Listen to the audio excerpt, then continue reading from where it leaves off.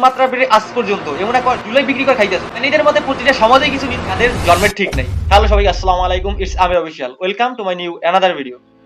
একটা কথা মুরব্বীদের মুখে প্রায় শুনতাম, কথাটা হচ্ছে যে যখন তুমি কাউকে দাঁড়াইতে দিবা তখন সে বসতে চাইবে, যখন তুমি তাকে বসতে দিবা তখন সে শুইতে চাইবে, যখন তুমি তাকে শুইতে দিবা তারপর এক পর্যায়ে দেখা যাবে যে সে তোমাকেই তোমার খাট থেকে নামানোর জন্য ফোন দিয়ে আসতেছে। এই কথাটাকে যদিও আগে আমি বেশি একটা গুরুত্ব দিতাম না, কিন্তু এনসিবি বা নাসিরউদ্দিন পাটোয়ারির কার্যকলাপ যতই দেখতেছি এই কথার উপর গুরুত্ব দেওয়া আমার ততই বাড়তেছে। আমি নির্বাচনী পুরো সময়টা দেখছি যে নাসিরউদ্দিন পাটোয়ারি মির্জা আব্বাসকে কিভাবে অশালীন কথাবার্তা বলে খুঁচিয়েছে। তার বাপের সমান বয়সী ব্যক্তিকে যখন যা মনে চাইছে তখন তাই বলছে। এর প্রতিবাদ বিএনপিও করে নাই আর মির্জা আব্বাসও করে নাই।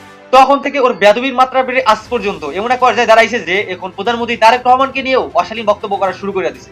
আগে সব চলতো হলো শেখ হাসিনার কেরামতি, এখন আসছে আল্লামা তারেক রহমানের কেরামতি। কিছু কাজ দেখাচ্ছে যে খালের মধ্যে কোদাল ডাকতেছে, তারপরে হলো বিদ্যুৎ অফ করতেছে, গাড়ি দাঁড় করায় রাখতে, এগুলো লোক দেখানো কর্মসূচি। জ্ঞানীদের মধ্যে প্রতিটা সমাজে কিছু নিন্দুক থাকে, তা আপনি যতই ভালো কাজ করেন না কেন তার পজিটিভ কোনো মন্তব্য ওদের কাছে নাই। আর ওদের নিজেদের তো কোনো ভালো কাজ করার হেড নাই, বাট আপনি ভালো কাজ করবেন তা ওরা সহ্য করতে পারে না। আর এই গুণটা প্রপারলি নাসিরউদ্দিন পাটোয়ারি বা এনসিপি প্রতিটা সদস্যের মধ্যে পাওয়া যায়।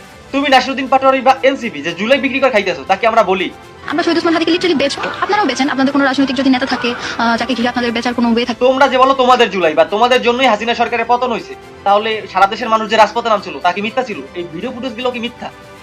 যারা রাজপথে নামছিল তাদেরকে এখন জিজ্ঞাসা করো বা বাংলাদেশের জনগণকে জিজ্ঞাসা করো যে এনসিপি কে বা তোমাদেরকে কয়জনে পছন্দ করে।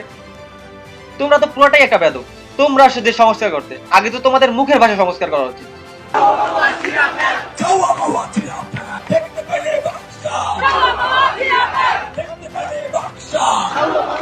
কারো দোষ ধরা বা সমালোচনা করা খারাপ নয়, এতে যে ভুল করে সে বুঝতে পারে যে কোথায় সে ভুল করতেছে। বাট সমালোচনার নামে নোংরা ভাষা ব্যবহার করে সমাজকে দূষিত করে তারাই যাদের জন্মের ঠিক নেই, যা আমরা দেশের সাধারণ মানুষ তোমাদেরকে কখনোই ভাবি না আর আমাদেরকে ভাবতে বাধ্য করো না। আল্লাহ তাআলা বলার জন্য যেমন একটি মুখ দিচ্ছে তেমনি ভাবার জন্য কি একটা বিবেক দেয় নাই? আশা করি বিবেককে কাজে লাগাবা। আমার মনে হলো এই ব্যাপারটা নিয়ে আপনাদের সাথে শেয়ার করা উচিত, তাই জানাইলাম। আশা করি আপনারা কাজে লাগাবেন।